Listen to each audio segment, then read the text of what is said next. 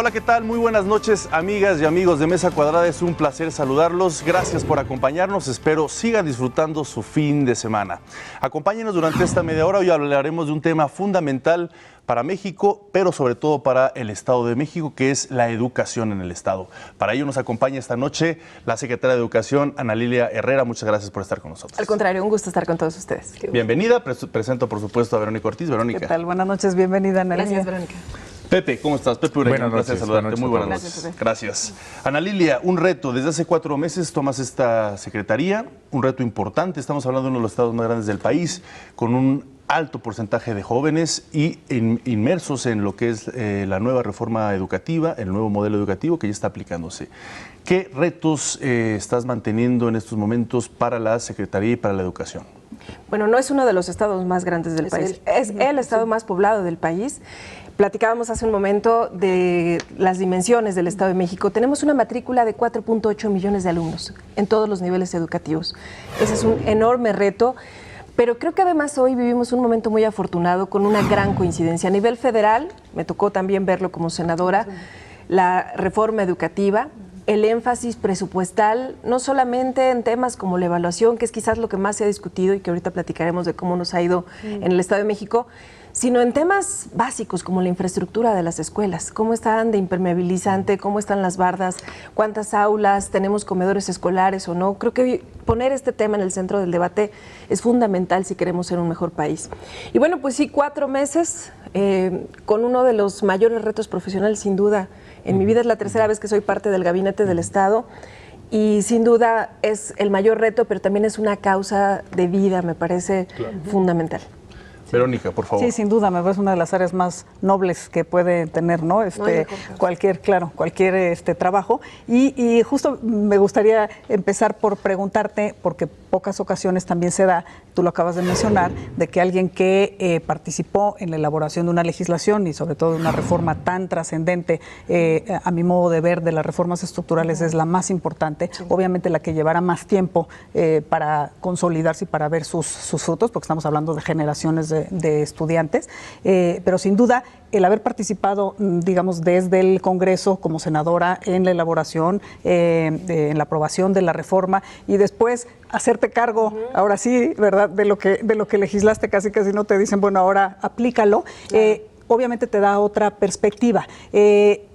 ¿Qué es lo que más te ha impactado, digamos, o qué es el obstáculo quizá más grande que has encontrado de decir, a lo mejor esto no lo vi desde la parte legislativa y lo estoy viendo en la parte operativa, en la parte de implementación? ¿Cuáles son los retos que ya en la implementación de las reformas enfrentan los secretarios, en tu caso, del Estado de México? A ver, el primer reto sin duda es de carácter presupuestal.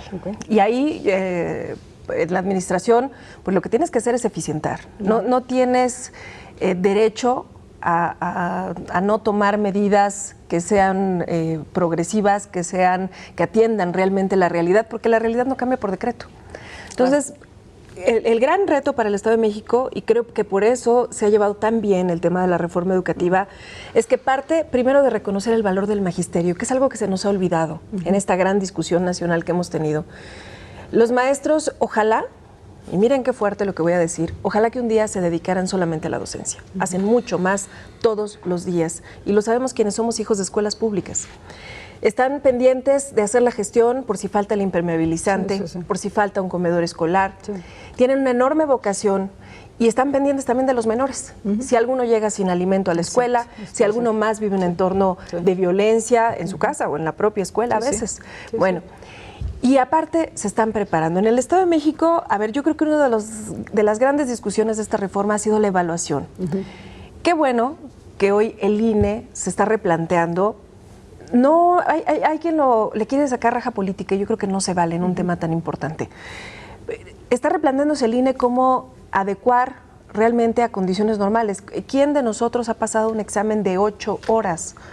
Para escalar, bueno, y lo hicieron los maestros. En el Estado de México somos primer lugar nacional en participación en las evaluaciones educativas. 55% de nuestros maestros han tenido calificaciones buenas y excelentes. Entonces, estamos hablando de un magisterio que, además de hacer todo lo que ya referí, se está preparando todos los días.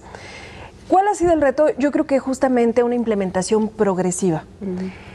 tenemos que ir avanzando y yo debo reconocer la enorme sensibilidad que hemos tenido por parte del secretario Aurelio Nuño para escuchar temas, por ejemplo, de maestros y maestras que salieron evaluados excelentes, que entonces requieren un incremento, lo dice la ley, sí, un estímulo económico de 35% de su salario, y que resulta que no tenían el perfil porque a lo mejor eran doctores en geografía e impartían matemáticas. O resulta que no se habían titulado. O resulta que eran normalistas de los de antes, cuando no era una licenciatura, ¿no? La licenciatura hoy en educación. Pero salieron muy bien evaluados. Pero salen con excelencia. Hablo de este ejemplo porque creo que es un buen ejemplo para hablar de progresividad. ¿Queremos que cubran el perfil? Claro que lo queremos. Estamos buscando educación de calidad.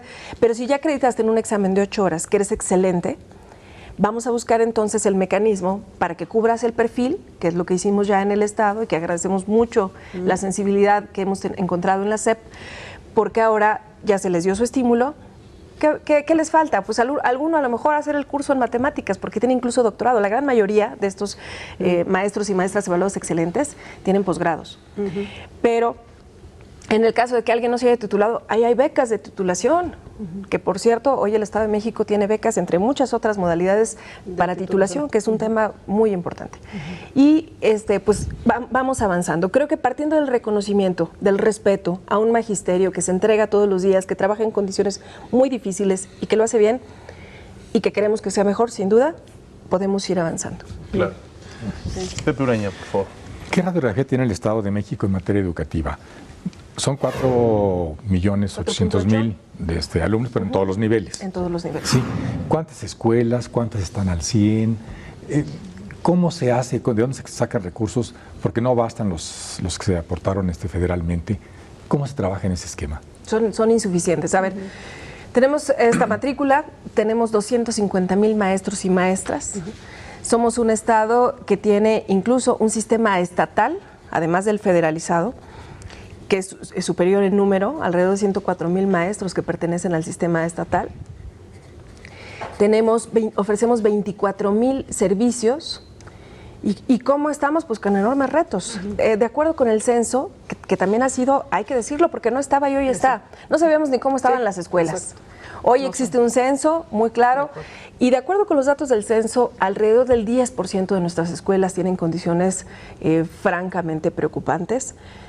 Me he dedicado en estos 4 meses a recorrer escuelas. Me parece que detrás de un escritorio no le sirvo a nadie. La tarea más importante en el sector no es la de la secretaria. La tarea más importante es la de un maestro frente al grupo y en ese sentido pues me asumo como facilitadora.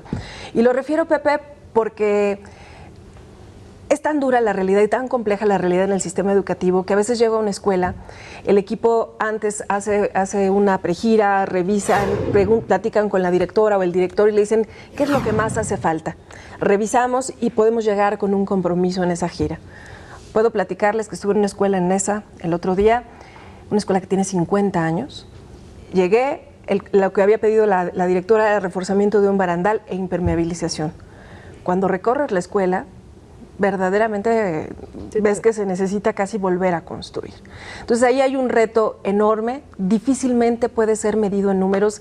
Necesitamos entender que es parte de este sistema de calidad que necesitamos en la educación pública. Hoy tenemos el doble de recursos gracias a esta reforma educativa para presupuesto, para infraestructura. ¿Es suficiente? No, no es suficiente.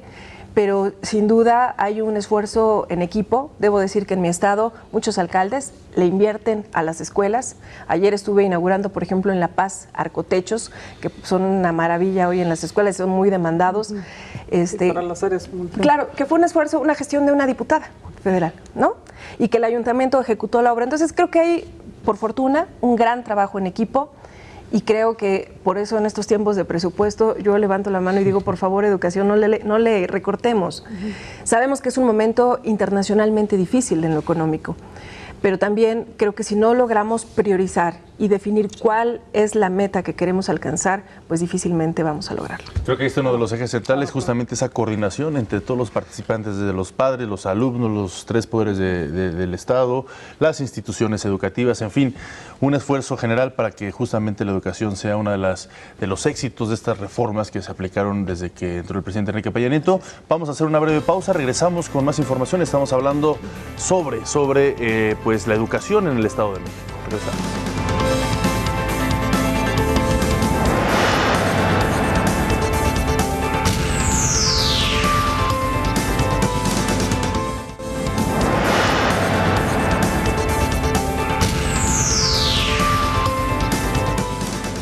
Continuamos platicando sobre la educación en el Estado de México y me gustaría preguntarle, secretaria, el modelo educativo que se está aplicando ahorita en todo el país tiene pues unas tendencias muy definidas, como por ejemplo situar en el centro la escuela al niño, ¿no? y darle todos los apoyos necesarios. Pero también me queda claro que cada estado tiene sus propios proyectos, sus propias estrategias para cubrir justamente o mejorar justamente la educación, incluso al margen de la reforma educativa, aunque todos están en ese mismo paraguas.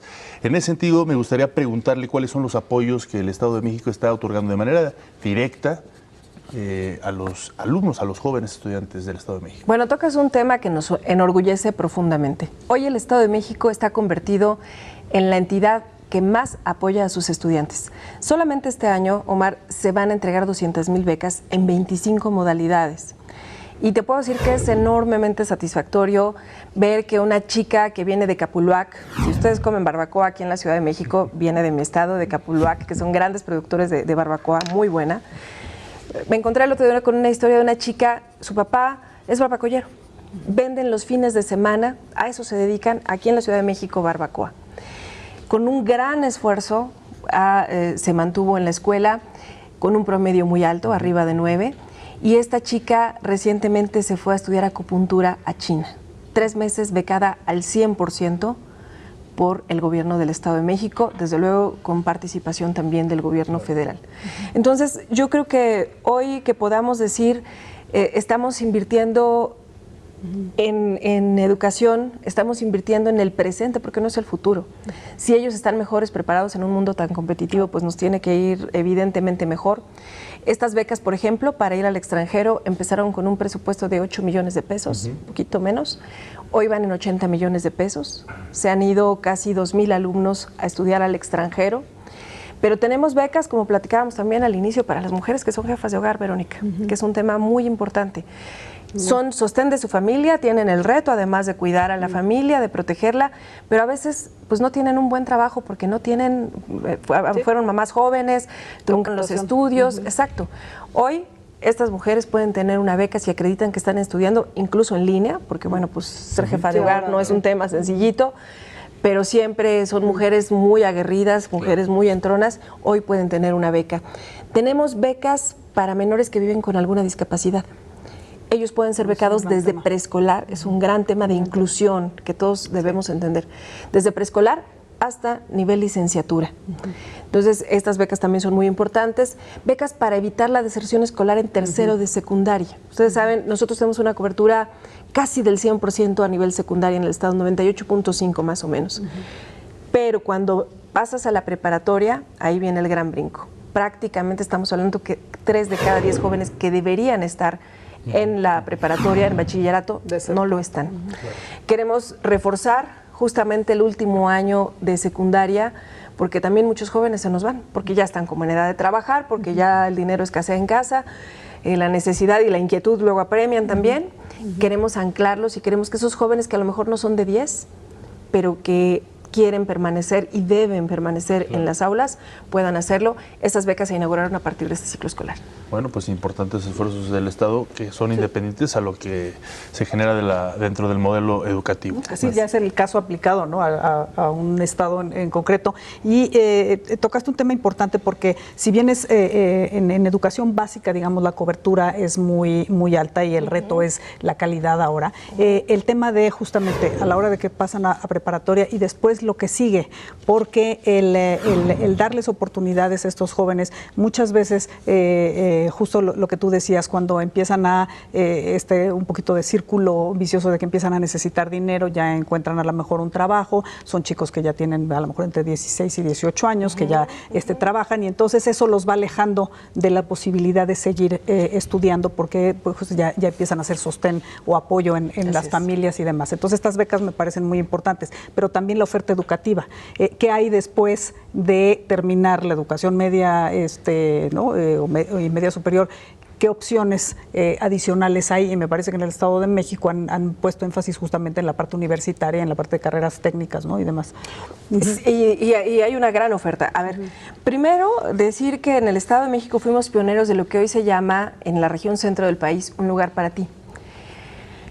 Se hizo un convenio con todas las instituciones educativas de nivel medio, superior y superior, para que si alguien hace su examen a nuestra máxima casa de estudios, la Universidad Autónoma del Estado de México, para la preparatoria y no se queda, el Estado pueda ofrecerle otra opción de bachillerato en alguna de las instituciones educativas, buscando cuál, la que quede más cercana.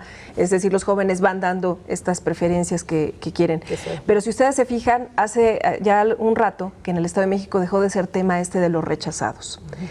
No quiere decir que ya estamos cubiertos al 100, quiere decir que se están haciendo esfuerzos en la coordinación, pero también, claro que hay opciones, pero también en la construcción de infraestructura. Hace unos días, por ejemplo, estuvimos en Villa del Carbón inaugurando lo que fue la primera unidad académica de la Universidad Mexiquense del Bicentenario, que es muy importante, oferta enfermería, y la otra carrera es nutrición. Pero es la primera universidad que hay en un municipio como Villa del Carbón. Les platicaba también hace un momento Cuautitlán Izcalli, que es un municipio pues eminentemente urbano, o un municipio donde uno pensaría que casi todo está resuelto. Y miren que me aprecio de conocer todo el estado. El otro día fui a conocer la Universidad Politécnica de Cuautitlán Izcalli, que es una universidad bilingüe. Es una universidad a la que entras, te empiezan a dar un porcentaje de materias en inglés y concluyes la carrera estudiando literalmente en inglés. Es una universidad de muy alta calidad. Pues yo iba subiendo el cerro, y en Tepojaco está, en una zona marginada, y de verdad da orgullo como mexiquense saber que cerca de muchos jóvenes que viven en condiciones económicas difíciles hay una universidad de excelencia. Me encontré ese día un joven de Zumpango que decía, yo me inspiré porque hay una chica que está becada por un banco privado.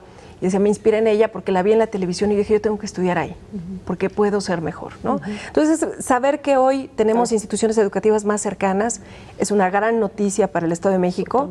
Yo viví en Ecatepec cuando estudié en la universidad y me iba hasta CEU, así que me echaba mis 2 horas de ida y mis 2 de regreso. Sí, necesitas de la accesibilidad ahí hoy también. Es calidad de vida también. Sí, por supuesto. Así es. ¿El problema es de crear universidades, instituciones, o es un problema de darle mejor cobertura a los alumnos? Tenemos los dos retos. Necesitamos ampliar la cobertura, sin lugar a dudas, pero necesitamos también que sean instalaciones educativas de calidad, que tengan, que realmente les permitan a los jóvenes la competitividad cuando salen al mercado laboral, que estén vinculadas al sector productivo. Yo creo que tenemos muchos retos, y a mí parte de lo que me gusta, hoy visto desde dentro, desde las entrañas del sector educativo, me parece que cuando abonas a la transparencia, cuando dices, a ver, aquí no asignamos una plaza si no es mediante un concurso, ya no entras porque estás recomendado por alguien o porque tienes un pariente o un compadre, entras porque acreditaste que tienes los elementos para dar educación de calidad, es una buena noticia. Otra gran noticia es que, por ejemplo, en el tema de infraestructura, Pepe, que preguntabas, hoy participan de manera mucho más activa las sociedades de padres de familia, los propios maestros, no solamente vigilando que esto ocurra, que el recurso llegue, que se aplique, sino también definiendo dónde puede ser la prioridad. Entonces creo que en la medida en que todos participemos haciendo lo que nos toca, siempre es bueno, y con transparencia. Hay un aspecto que me gustaría que manejáramos, que creo que interesa a toda la gente del país, obviamente en este sector del Estado de México, que son las escuelas a tiempo completo. ¿Por qué? Porque es un modelo que viene presentado en este modelo educativo y que interesa mucho a los padres que trabajan, y que el desempeño del joven pues sea más integral. ¿Cómo se está aplicando las escuelas al tiempo completo en el Estado de México? Yo agradezco esa pregunta, Omar, porque me he venido reuniendo con los diputados y creo que es muy importante. A ver, hoy partamos de 2 realidades muy concretas. La dinámica que tenemos en las ciudades que hace que tengamos estos tiempos de traslado tan largos y tan complejos. Pero otra que también, pues en lo personal, me parece muy preocupante. Las mujeres que son jefas de hogar. Es un fenómeno que se ha venido acrecentando, son muchas las razones, pero es una realidad. Y una realidad que debes atender con políticas públicas. Yo celebro que por fin en esta administración federal se haya tomado la decisión de implementar escuelas de tiempo completo. ¿Cuál es mi petición concreta a los diputados y diputadas de todas las fracciones? que no disminuyamos el recurso. Si no vamos a seguir creciendo en escuelas completo, que sí se necesitan, mantengamos con dignidad, con los mínimos necesarios para que funcionen las que ya existen. ¿Por qué? Porque muchas mujeres están trabajando. Porque es la oportunidad de que estos jóvenes hagan la tarea en la escuela, coman en la escuela, estén seguros y estén tranquilos en la escuela.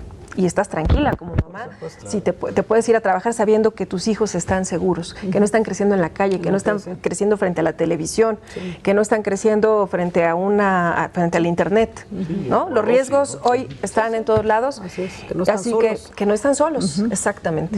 Claro, sin duda alguna, y además que pues se sigue el modelo de países con una educación exitosa, ¿no? Y estas escuelas de tiempo completo ahí se aplican. Vamos a hacer una breve pausa, regresamos con este tema y más. Estamos hablando sobre la educación en el Estado de México. Tenemos de invitada a Ana Lilia Herrera Ansaldo, ella es secretaria de Educación. Regresamos.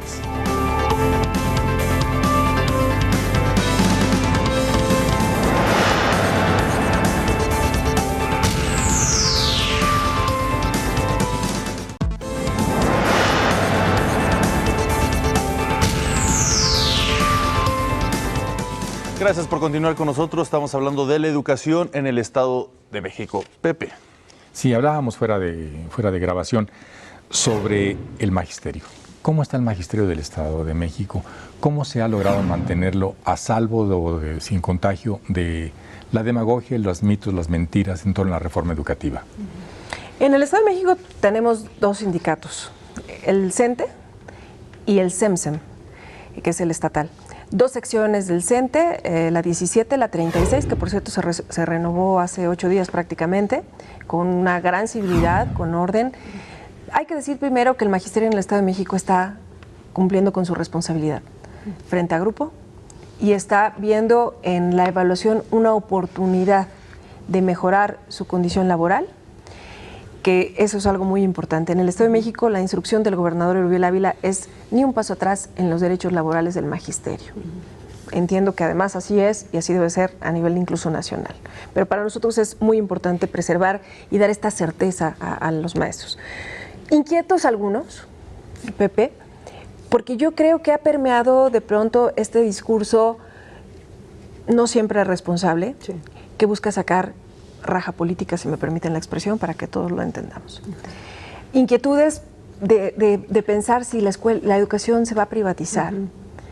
Quienes somos hijos de la educación pública, quienes entendemos que la realidad de este país es de desigualdad, sabemos que vamos a defender con uñas y dientes la educación pública y gratuita. ¿Y qué hemos hecho al respecto? Hemos establecido mesas de trabajo con ambos sindicatos. Mesas de trabajo muy transparentes donde ellos puedan llevar a la mesa, por ejemplo, sus inquietudes en términos de prestaciones, en términos de algún tema que tenga que ver con la reforma educativa. Les platico otro ejemplo. En la evaluación, cuando salen idóneos, se les emite un nombramiento que más bien debería tener otro nombre. Bueno, nos pidieron los sindicatos establecer una leyenda muy puntual para señalar que este nombramiento o este dictamen, digamos, no sustituye a su nombramiento original, que es el que les da la antigüedad y la certeza, etcétera, ¿no? Frente a los derechos laborales. Frente a sus derechos laborales. Hemos venido tomando ese tipo de acuerdos, cuidando ser los más respetuosos de la legalidad, pero también, y yo creo que de estas mesas van a establecerse muchos criterios que podamos, con apego absoluto al derecho, podamos dar tranquilidad y certidumbre al trabajo de los maestros, ¿no? Yo creo que eso es un tema fundamental. Temas tan cotidianos como un cambio de adscripción también, ¿no? Para verlo con transparencia. Bueno, a veces no hay lugares en Nicolás Romero, ¿ya? Y alguien quiere llegar a Nicolás Romero porque trabaja muy lejos. A lo mejor ahorita no hay, pero a lo mejor dentro de 3 meses se da una jubilación y en ese momento abrimos el espacio. Entonces me parece que tener un diálogo transparente y permanente con los sindicatos es útil para todos. Pero sobre todo para quienes, como les decía, desempeñan el trabajo más importante, que es un maestro frente a grupo. Y que también tienen, digamos, demandas e inquietudes válidas, como tú mismo lo dices, y que además, pues sí son, digo, hay que tomarlos en cuenta. Finalmente son los que tienen todos estos años de trabajo, ¿no? Y que también en algún momento dado, por estas, yo creo que malintencionadas, ¿no? Desinformaciones y demás, o bueno, políticamente intencionadas desinformaciones, pues pueden poner, ¿no? en duda, ¿no? la validez de la reforma, ¿no? Mira, malas intenciones por un lado y omisiones por otro, ¿eh? También yo creo que debemos asumir esa responsabilidad. Sí. Me decía una Por maestra dejar un día, oiga, ojalá que su equipo y usted, yo le decía, maestra, ¿a qué hora dejamos de ser del mismo equipo? Sí. Trabajamos exactamente para lo mismo. Entonces, en la Secretaría esa ha sido la instrucción. Estamos sentados en una mesa todos los días buscando cómo sí resolvemos con apego a la ley, pero cómo sí resolvemos y damos certidumbre y tranquilidad al trabajo magisterial. Adelante.